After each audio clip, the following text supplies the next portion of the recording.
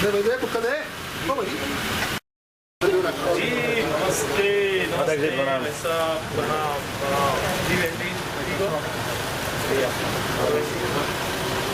साहब क्या हाल है?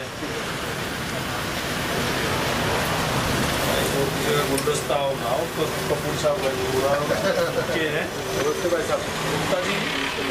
मैं देखूँ तो इधर दिख गया, इधर गए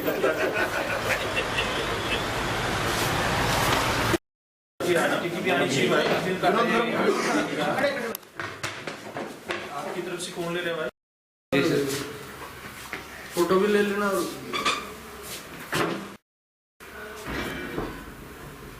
थोड़ा पीछे से होगी फोटो सब आ गया भाई, मन छोड़ दो भाई।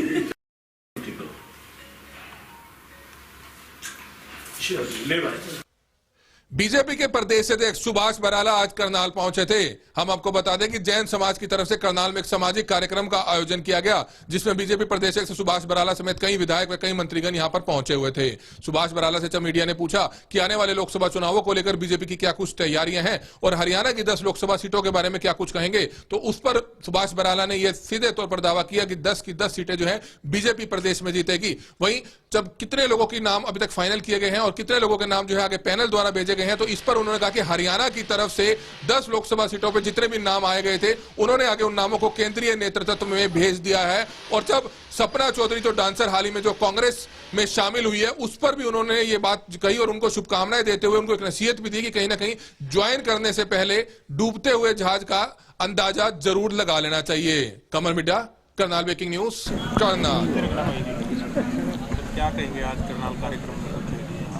देखिए, आज यहाँ जैन समाज का कार्यक्रम यहाँ पर आयोजित था। यहाँ बड़े संत समाज के लोग यहाँ पर भिन्न भिन्न समाजों के आए हुए थे, तो उनका आशीर्वाद प्राप्त करने के लिए हम यहाँ पहुँचे थे।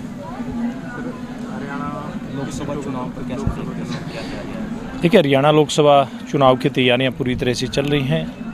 भारतीय जनता पार्टी आज पूरे प्रदेश की 10 लोकसभा सीटें जीतने की तैयारी में लगातार आगे बढ़ रही है। और मैं समझता हूं कि इस बार जिस प्रकार का वातावरण पूरे देश के अंदर है, इस प्रकार से हमारी देश और प्रदेश की सरकारों ने जन कल्याण के काम किए, विकास के काम किए, और देश ने इस बात को भी महसूस किया कि नरेंद्र मोदी जी के मजबूत नेतृत्व में देश पूरी तरह से सुरक्षित है। इसलिए आज देश की जनता, प्रदेश की जनता और ख़ास करके हरियाणा के संदर्भ में अगर बात करें तो 10 की 10 सीटें जीत करके मोदी जी को देने की तैयारी में है। प्रत्याशियों के नाम का कब तक? देखिए, प्रत्याशियों के नामों पे चर्चा हरियाणा की चुनाव समिति में होकर के केंद्रीय चुनाव समिति के पास जा चुकी है, और अब केंद्रीय नेतृत्व कभी भी हमारी इन सीटों का ऐलान कर सकता है, वो 2 दिन 4 दिन में जब भी वो चाहेंगे। बीजेपी में एक करके जो है अन्य राजनीतिक दलों के लोग आ रहे हैं, किस तरह से देखते हैं? देखिए, आज भारतीय जनता पार्टी निरंतर मजबूत होती जा रही है। आज क्योंकि लोकसभा का चुनाव है और लोकसभा के चुनाव में लोग 2 तरह की बातों पर विचार कर रहे हैं। देश का नेतृत्व किसके हाथ में हो, देश का नेतृत्व जन कल्याण को लेकर के जो आगे बढ़ रहे हैं, देश के विकास को लेकर के आगे बढ़ रहे हैं, और देश की सुरक्षा जिनके हाथों में सबसे ज़्यादा सुरक्षित है, और दूसरी तरफ एक कंफ्यूज नेतृत्व, यानी कि आज कांग्रेस के पास कोई सोच नहीं है, कांग्रेस के पास कोई दिशा नहीं है। केवल भारतीय जनता पार्टी की जो विकास की योजनाएं हैं, जन कल्याण की योजनाएं, और ख़ास करके देश की सुरक्षा को लेकर के जिस प्रकार से नरेंद्र मोदी जी के हाथों में देश अपने आप को आश्वस्त महसूस कर रहा है, तो दूसरी तरफ देश की जनता को लग रहा है कि कांग्रेस पार्टी के नेतृत्व, खास करके राहुल गांधी जी की अगर बात करें, देश की सुरक्षा के प्रति उनका कोई नज़रिया है नहीं। और जिस प्रकार से पुलवामा हमले के बाद हमारी देश की सेनाओं ने अपनी मजबूत इच्छा शक्ति का प्रदर्शन किया, दुश्मन देश के अंदर घुस करके आतंकवादियों के ठिकानों को नेस्तनाबूद किया और उनके विमान तक को मार गिराने का जब काम किया गया, इसके ऊपर जो पार्टी सवाल उठाती है, तो देश की जनता इस बात को बारीकी से देख रही है। इसलिए देश की जनता ये चाहती है कि एक बार फिर देश मजबूत हाथों के अंदर हो और देश की जनता ने मन बना लिया है कि मोदी जी एक बार फिर देश के प्रधानमंत्री बने। सर हरियाणा में किससे जो है पार्टी से आप देखते हो मजबूती हो रहेगी? देखिए, ये जनता ने तय करना है और जनता ने मुझे लगता है मोटे तौर पे तय कर लिया है कि मुकाबला आज किसी के साथ नहीं है भारतीय जनता पार्टी का। भारतीय जनता पार्टी को हरियाणा की जनता एक नंबर पर रख करके चल रही है और बहुत आगे चल रही है। अब पीछे तो 2 नंबर 3 नंबर की लड़ाई है। सर कांग्रेस की बस यात्रा शुरू हो रही है, किस तरह देखते हैं? देखिए, कांग्रेस की बस यात्रा पहले भी हुई थी, जींद के उपचुनाव में भी हुई थी। जब रणदीप सिंह सुरजेवाला का नॉमिनेशन करने की बारी आई थी तो राहुल गांधी जी ने उनको एक बात कही थी कि सब इकट्ठे जाकर के चुनाव लड़ना है और सब लोग इकट्ठे आए भी थे। जींद में हमने वो नज़ारा देखा था।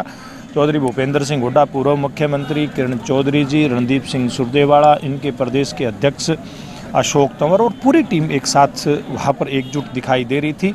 लेकिन इस एकजुटता के बावजूद भी कांग्रेस पार्टी को बहुत बुरी हार जींद के अंदर मिली थी। मुश्किल वो अपनी जमानत बचा पाए थे।